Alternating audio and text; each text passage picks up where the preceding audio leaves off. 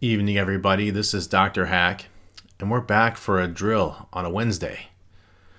Right. So we're going to make ourselves better today by doing a piece coordination drill / visual memory drill. And visual memory is the skill that we use when we pull the pieces off the board and put them in our mind's eye, right? And then we calculate a little bit. And then we throw it back on the board with our mind's eye and make a move.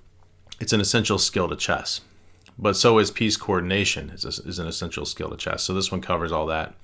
Now I want to give a nod, tip my hat to a chess master who's just a legend in Indiana. His name is Bernie Parham, and somebody told me back in 2007 that he does something like this. Okay, and so I want to make sure that give credit where credit's due, but I've never taken a lesson from him. I don't know exactly what he's doing. Okay, so here's what we need to know. So first of all, we're going to take a look at the queen, and we're going to mark all the places where she can move, right? We're just going to draw, because we know there's 8 ways out from her that she can go. And they look like this. Okay, so now what I'm going to do is I'm going to add another queen down in this area of the board. Right. And all we want to do is we want to visualize where the 2 queens cross paths. So if this queen moves up 1, which she could do, she would land here, and this queen could also move to that square, so we'd want to circle it.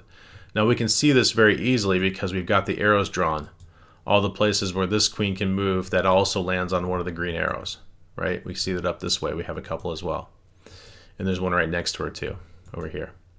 Okay, and there's one actually down here as well. And so, it's very easy to do when you've got the arrows on the board showing where this queen can move. It's not as straightforward when you don't have that crutch, right? So we would have to do all of them again. I would do it somewhat like this, I think. And I see these, right? And I see these, and I see this one out here, and done.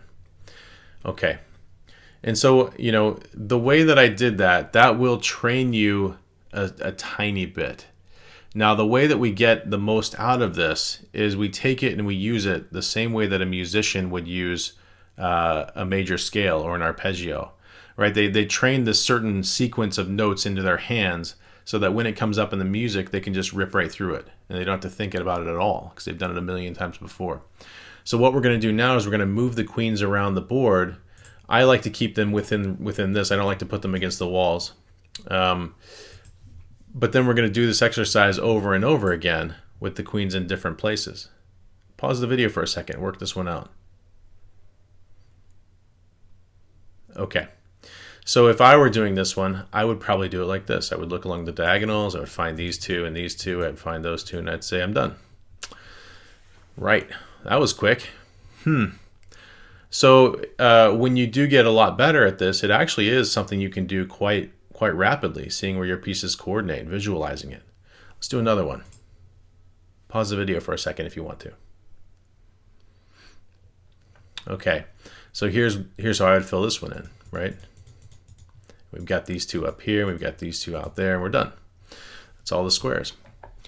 So so take this drill, take the queens out of your bag, your physical chessboard, put them on the board, and then grab some pawns out of your bag and use those as markers. And move the queens around the board and do it again and again and again until you get quite rapid at it, until you get proficient and you're not missing any. That's key, right? You don't want to miss any of them. So do it slow at first, right? Check your answers. And then when you get really good at that, we make it a little bit harder, because if you've noticed, we're leaving something out of this. So far, we've only made moves that work for rooks and bishops and queens, the diagonals and the straight lines. We've left knights out of the training, which is not good. That's a major piece, right? We need that.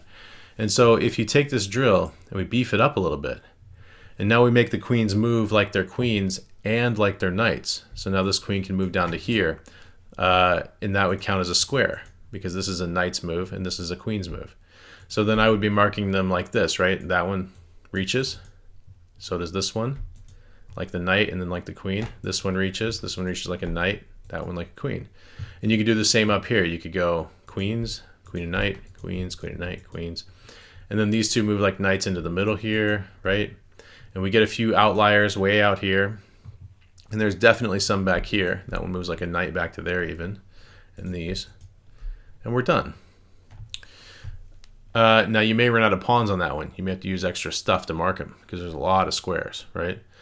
But by doing this again and again and again, training it every day until you're very proficient at it, you can train your visual memory to get better because it'll be less workload on your brain because you'll already see this stuff. Okay? I do hope this helps somebody. And you guys take care. Talk to you next time. Bye now.